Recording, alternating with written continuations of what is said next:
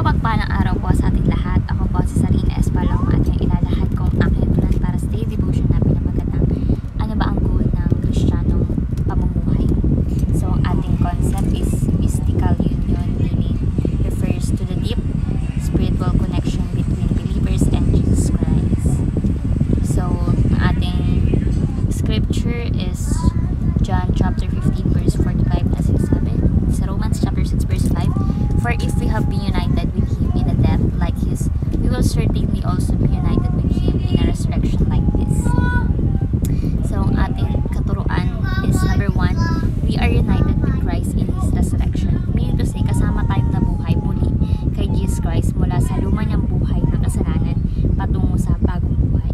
Kung, example, kung ikaw ay dating alipin sa bisyo, pero dahil kay Jesus Christ, na malaya ka na at nabubuhay ka na may purpose sa mundo, no? So we are united with Christ in His resurrection. Number 2, we are united with Christ in His perfection.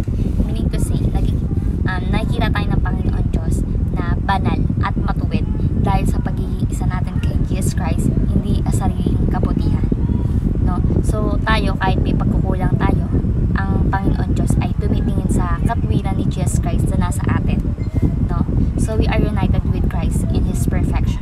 Number 3, we are united with Christ in His reign. So sinasabi ito na kasama tayo sa paghahari ni Jesus Christ ngayon at sa darating na panahon.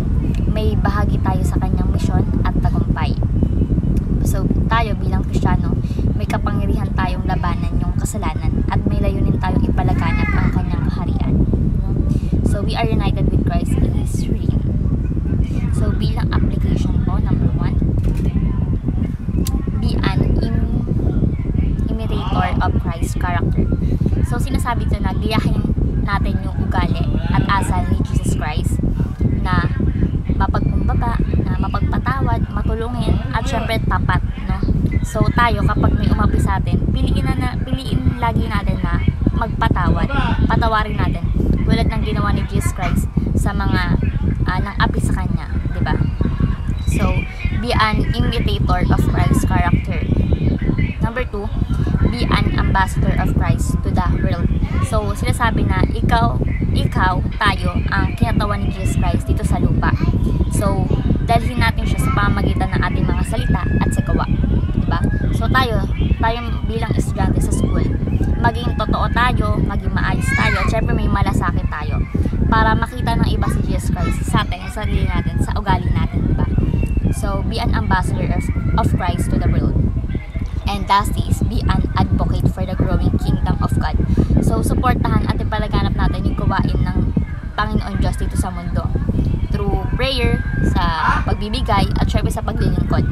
So tayo, tumulong tayo sa mga church activities like mga outreach program, mag-encourage tayo ng iba, at maging bahagi tayo ng pagpalawak ng gawain ng Panginoon Diyos. So be an advocate for the growing kingdom of God. So ayun lamang po yung aking tulang sa daily devotion. Naway matulan kayo, may share sa iba siya ma-apply sa ating buhay. Thank you sa pakikinig at God bless po sa ating